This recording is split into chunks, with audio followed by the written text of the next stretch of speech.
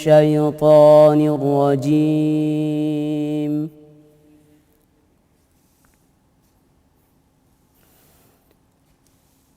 بسم الله الرحمن الرحيم.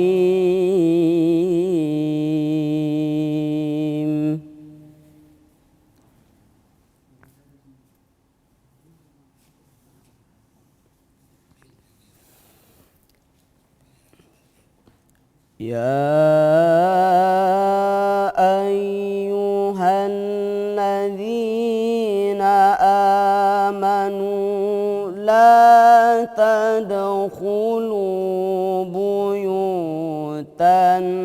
غير بيوتكم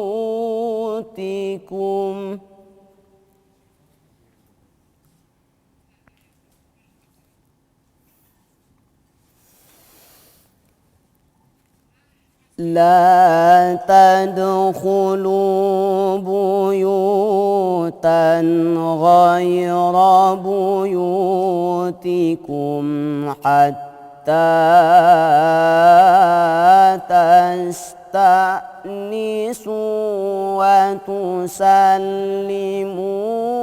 على أهلها.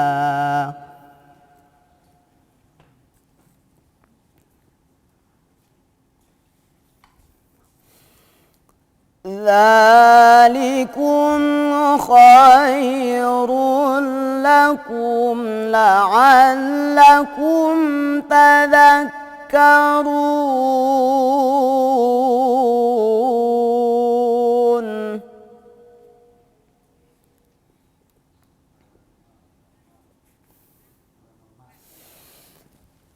فإن لم تجدوا فيها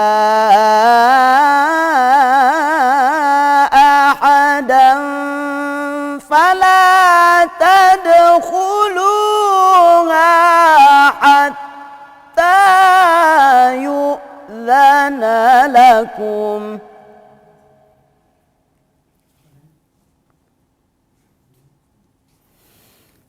حتى يؤذن لكم وإن قيل لكم ارجعوا فارجعوا هو أزكى لكم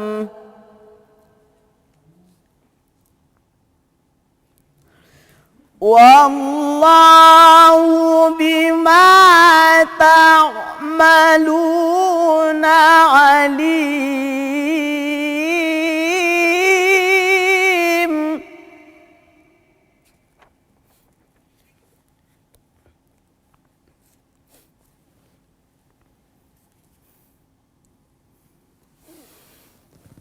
ليس عليكم جناح أن تدخلوا بيوتا غير مسكونة فيها متاع لكم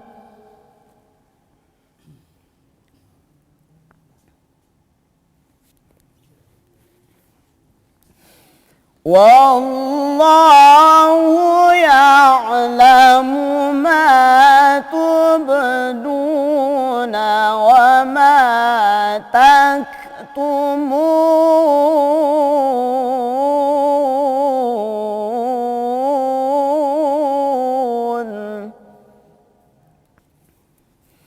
والله يعلم ما تبدون وما تكتمون.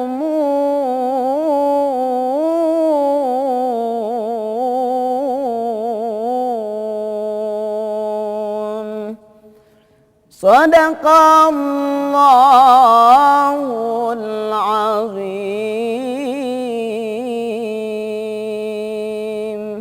Wahai orang-orang yang beriman, janganlah kamu memasuki rumah yang bukan rumahmu sebelum meminta izin dan memberi salam kepada penghuninya.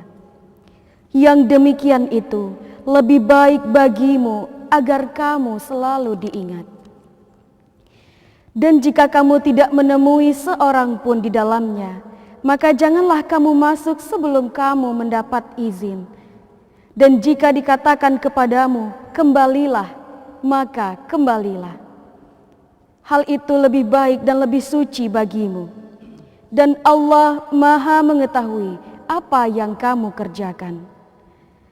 Tidak ada dosa atasmu memasuki rumah yang tidak dihuni, yang di dalamnya ada kepentinganmu. Allah mengetahui apa yang kamu nyatakan dan apa yang kamu sembunyikan. Maha benar Allah lagi Maha Agung atas segala firman-Nya. Assalamualaikum warahmatullahi wabarakatuh. Waalaikumsalam warahmatullahi wabarakatuh.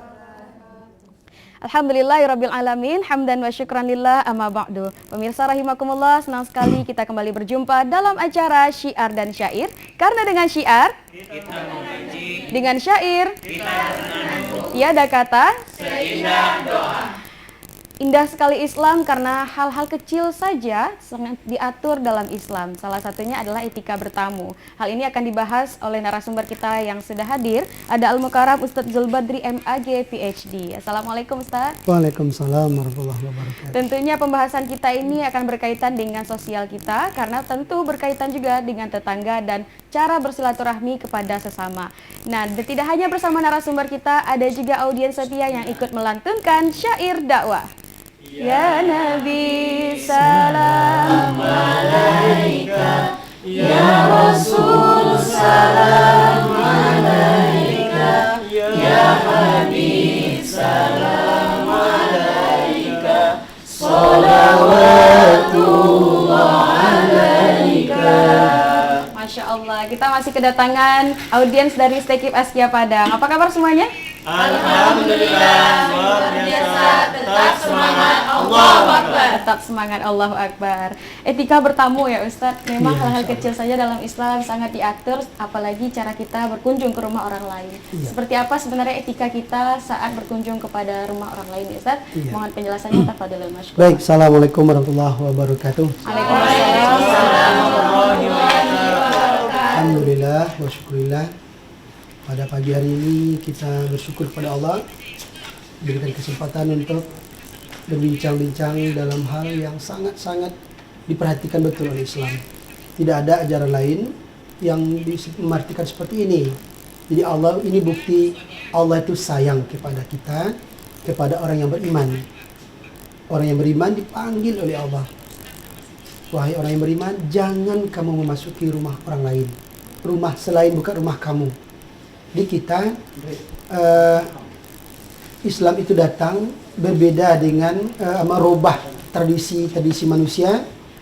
Kalau semasa jahiliyah, bila seorang ingin masuk ke rumah, lalu dia kadang ketuk pintu, kalau tidak begitu masuk, kami adkhul, saya masuk, cuma itu.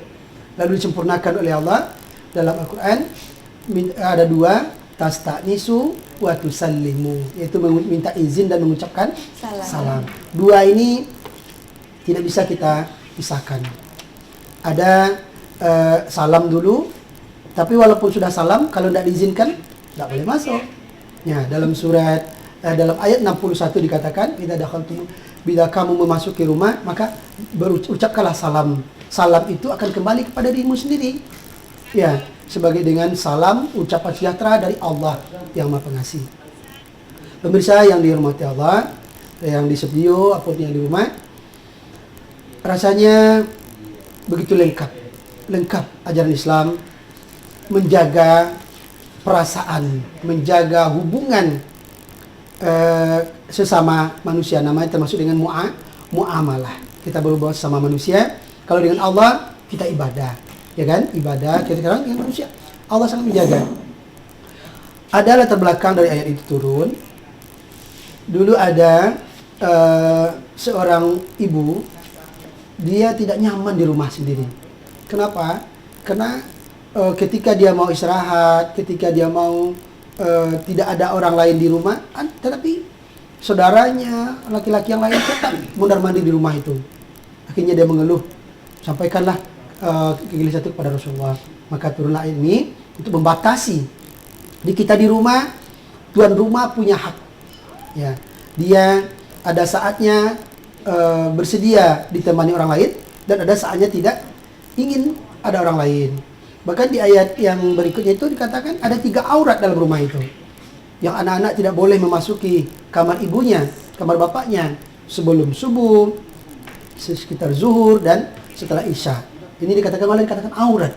Aurat berarti tidak boleh, tidak layak waktu itu orang lain masuki menemui orang lain. Jadi kita alhamdulillah pemirsa dari sekalian di generasi muda, kita yakin, kita mengaku Al-Quran pedoman kita, Islam agama kita, tapi kita tanya, tahukah mana ayatnya yang mengatur kita untuk masuk ke rumah orang lain? Tidak tahu. Alhamdulillah hari ini surah apa tadi? Surat An-Nur. An-Nur ayat 27. Tidak boleh. Nah, apakah satu lagi riwayatnya seorang ayah. Nah, kalau tadi ibu ya, gelisah dia ketika dia mau istirahat, mungkin ketika di rumah pakaiannya tidak seperti kemasnya di luar, ya kan? Dia istirahat.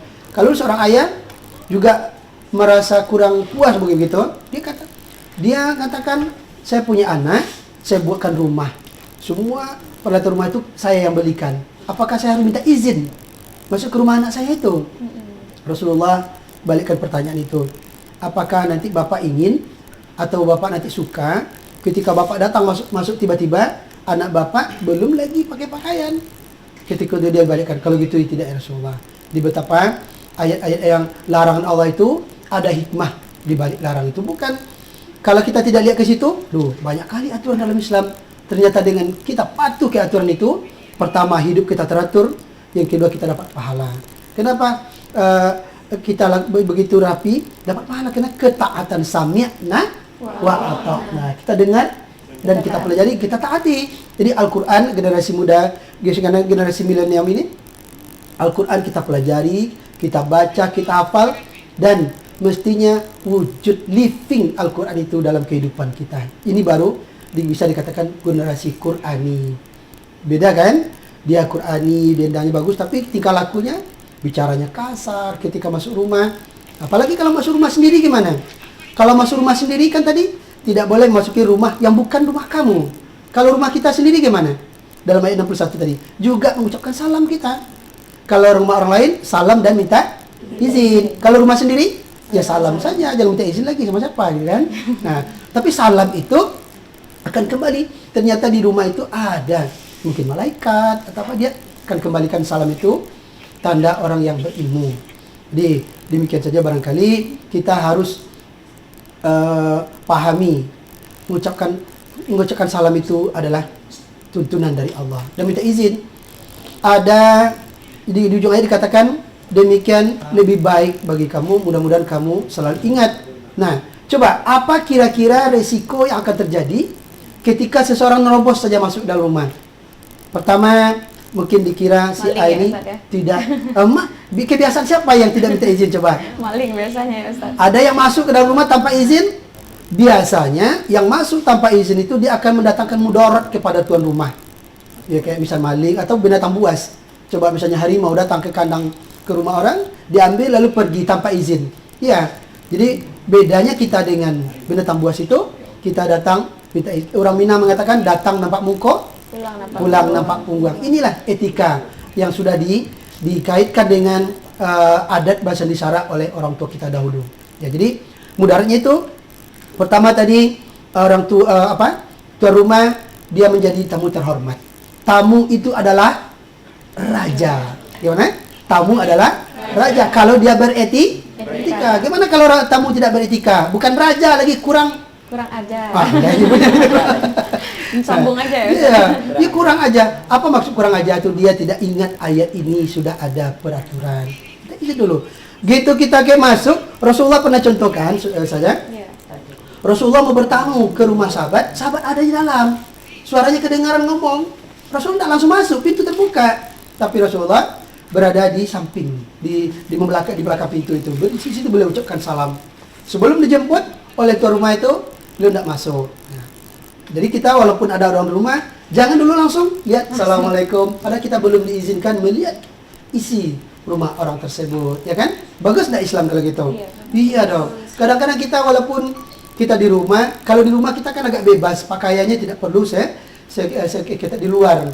Kita tidak ingin ada orang lain, lalu tiba-tiba saja orang lain masuk. Kemudian nanti juga akan mencegah dari fitnah. Fitnah itu lebih bahaya ya. Misalnya kami guru mengajarkan kepada sekarang kita di rumah begini rapi, bersih. Lalu nanti ada satu di antara anggota ini dibuktikannya ke rumah diam-diam. Datang dia diam-diam ke rumah di waktu yang tidak kami sadari. Dilihatnya rumah, Masya Allah, rumah Ustaz ini centang palenang. Katanya di rumah harus rapi. Nah, hati-hati, Anda datang tanpa izin, tanpa jamnya. Jadi di situ ada pertama tas tak nisu. Tas tak nisu itu ada yang menjelaskan begini. Kalau sekarang kan kita punya alat ini, punya kotak kecil ini. Nah, kalau kita mau berkunjung, misalnya Ustaz mau ke rumah Kiki, bisa kotak kan? Ada enggak di rumah? Jam berapa bisa? Nah, ini kan sudah termasuk pengamalan. Jadi kita kasih tahu dulu, buat komitmen dulu dengan tuan rumah. Jangan kita datang pas kita udah sampai, dia pergi. Sombongnya. Apa lagi? Udah dosa lagi kan? Ya, jadi tas tak nisu itu diantaranya buat perjanjian atau pastikan orang itu bersedia menerima tamu. Atau tidak punya telepon, kita mau ke rumah si A depan itu, tapi ada orang yang pulang dari situ, ada orang yang pulang dari rumah itu mukanya masam, dia sedih. Kita tanya kenapa? Oh, ternyata si A itu sedang begini-begini, tidak usah datang. Wa in qila lakum irji'u. Kalau tuan rumah itu misalnya mengatakan pulang sajalah, dia telah sekarang tidak siap menerima tamu, ya kita pulang. Dengan penuh keimanan kita terima, oh ternyata tidak tepat waktu saya bertamu ini. Nah, jadi kita tingkah laku kita ini digiring oleh dibimbing oleh Al-Quran. Salawat tadi, kita salawat kepada Rasul, berterima kasih kepada Rasul. Rasul yang menyampaikan ayat ini. Coba kalau tidak disampaikan Rasul, kita tidak tahu, ya kan? Mungkin kita masih jahiliyah. Sekarang duduknya kita pisah. Coba kalau jahiliyah gimana? Ya hubungannya na'udzubillah kacau balau. Ya, alhamdulillah kita diatur bagaimana datang ke rumah saudara kita sama mukmin. Kemudian kita kalau salam kita dijawab, arti salam itu apa? Assalamualaikum, dijawab waalaikumsalam, artinya untuk kamu juga selamat. Sudah ada tersirat di situ, masuklah. Tidak kan? Belum ya. Kalau gitu kenapa kok masih ada waalaikumsalam langsung masuk? Tidak boleh. Tunggu dulu.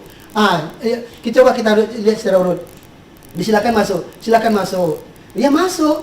Sudah disuruh duduk apa belum? Belum. Jangan duduk suka-suka hati. Di mana duduk? Silakan. Jangan-jangan kita duduk nanti di tempat duduk yang tidak layak kita tempati. Mungkin basah, kena pipis anaknya misalnya. Nanti sampai di rumah, rumahnya kotor, pipis anak. Kita yang salah. Kan duduk suka-suka hati.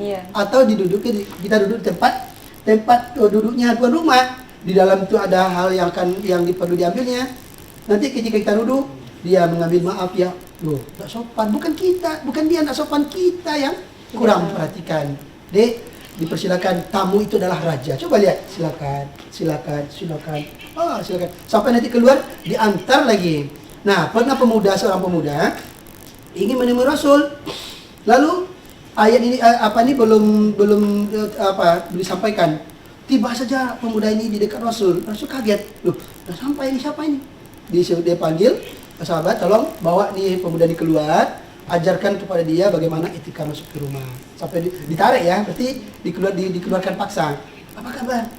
Saya mau dengan Rasul. Tunggu saudara. Yang ada tadi, Rasul dia akan berjumpa. Silakan dia masuk. Baru masuk. Tadi disuruh keluar, sekarang silakan masuk. Nanti diantar lagi keluar. Jadi kalau gitu, ilmu yarfa'illahu alladhina amanu minkum walladhina utul ilma darajat. Allah akan mengangkat derajat orang yang beriman dan berilmu beberapa derajat. Tinggi tidak derajatnya? Dia disegani, sopan, santun, dia berilmu. Ya,